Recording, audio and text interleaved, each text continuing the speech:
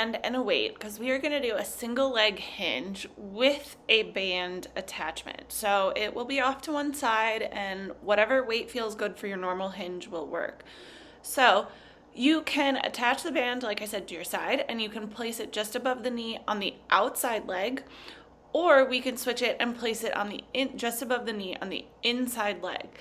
Okay, whichever leg the band is on is going to be your working leg, no matter what side you do.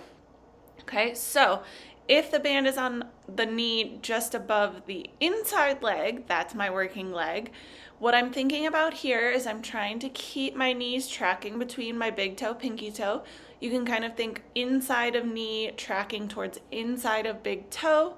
What you want to make sure is that the band doesn't pull the knee or the foot open.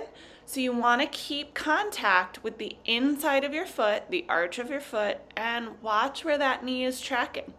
Okay, you want enough tension on the band that you feel like you need to fight the movement in order to stay in control, and that it is kind of pulling on that leg a good bit. Not so much you can't control it or keep good form. Okay, so now I'm going to switch legs to show you the other side. So band is still just above the knee. I'm now on that outside foot. Things to watch here are going to be to make sure that the knee doesn't collapse in or that the foot doesn't collapse in. So you're trying to control the band, pulling out on the band a little bit, thinking about outside of the leg, tracking with the pinky toe a little bit more, still keeping full contact with the foot.